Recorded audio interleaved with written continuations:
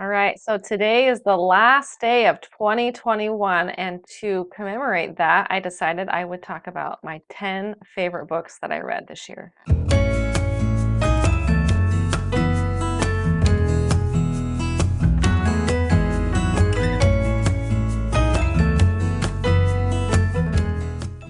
Hi, this is Michelle from Lost in the Pages. My channel focuses on talking about and discussing the books that I'm reading.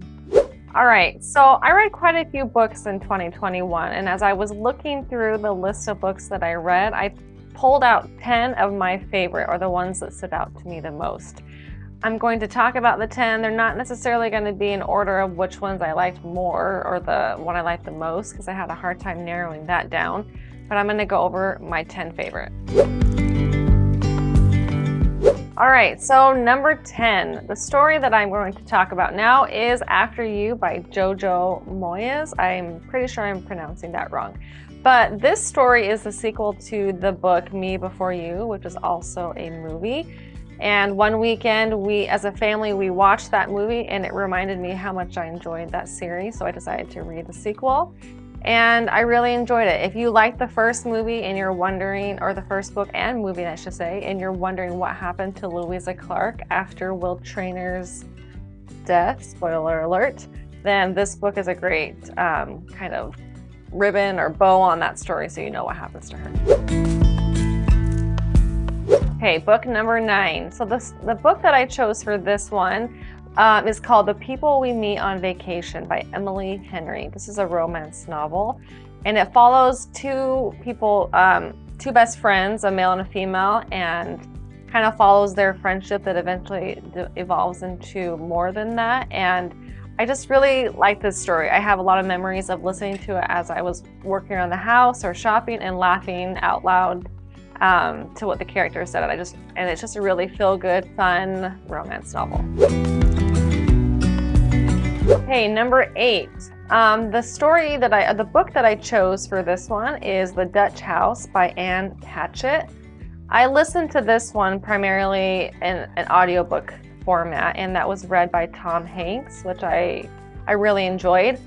This story just follows the life of two siblings over 5 decades of their life and where life takes them, and it was just a really well-written and great story. Number 7, Shadow and Bones by Lee Bardugo, which I am probably as well mispronouncing. The story takes place in a fictional nation called Ravka.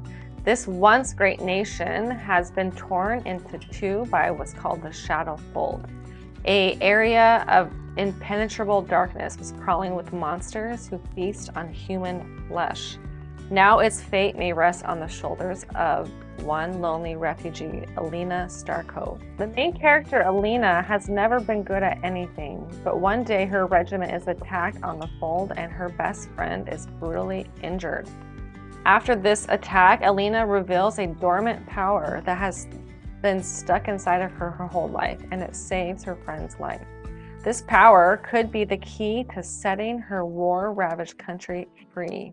Nothing in this world, though, is quite what it seems. With darkness looming and an entire kingdom depending on her, Alina will have to confront the secrets of the Grecian. This book has since become a show on Netflix, and I personally think that you can just skip the show and read the book because, in my opinion, the two are completely different, and I did not enjoy the show. Number 6. Now, the book that I chose for this one's called The Storied Life of A.J. Thickery, which was written by Gabriel Zevin, I believe. It's a love story that follows the character A.J. Thickery. A.J. Thickery's life is not at all what he expected it to be after the loss of his wife. He lives alone, his bookstore is struggling, and the shop that he owns is vandalized, and his prized possessions are stolen. But when a mysterious package appears at his bookstore, its unexpected arrival gives this character the chance to start over in his life and to make something new.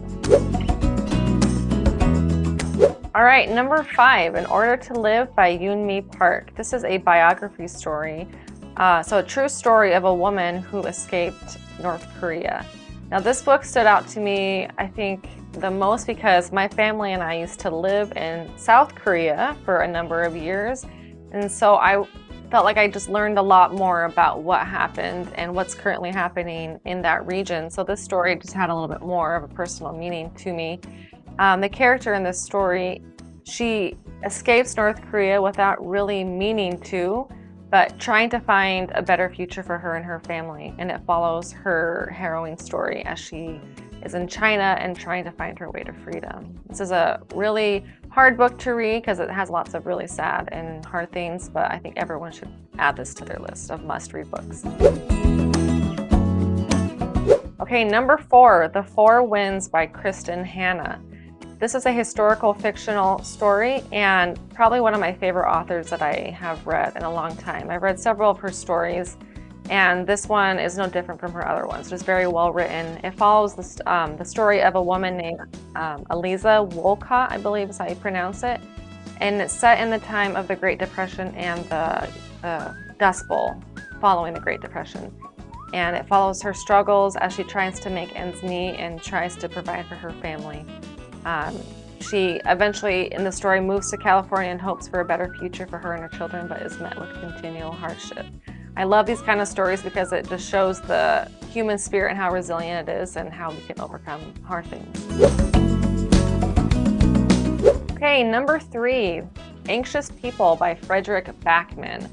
If you have read the story A Man Called O, then you're familiar with this author and his style of writing. This story takes place during an apartment viewing that quickly turns into an accidental hostage situation. As the story progresses, the 8 strangers who are at this viewing slowly open up to what's really going on in each of their lives. This author is really great at telling true and honest stories as well as integrating humor, and it's a really great book. All right, number 2, Dark Matter by Blake Crouch. This is a sci-fi book. I don't typically read a lot of science fiction, but I found this one day randomly as I was looking in my library app. And it follows the story of Jason, and he wakes up one day in a world where no one knows him. His wife is not his wife, his son has never been born. And it follows this crazy story where he realizes that he's living all these alternate realities and what life could have been like in other situations. If you like sci-fi, then this story is going to be the one for you. Number 1, The Midnight Library by Matt Haig. This story is a fantasy fiction, and it's about a woman named Nora who's in her 30s and who is unhappy in her life and attempts suicide. So it's a little bit of a heavy subject matter at the beginning. So as she's in between life and death, she finds herself in this alternate reality, so to speak, called the Midnight Library. And when she's there, she meets her grade school librarian, who tells her to choose a book from the library. As Nora jumps in and out of these alternate realities and what her life could have been like, she finds herself and her will to live along the way. All right, so that wraps it up for my top 10 favorite books of 2021. I'm excited for a new year and for new books to get lost in. I'll see you next time.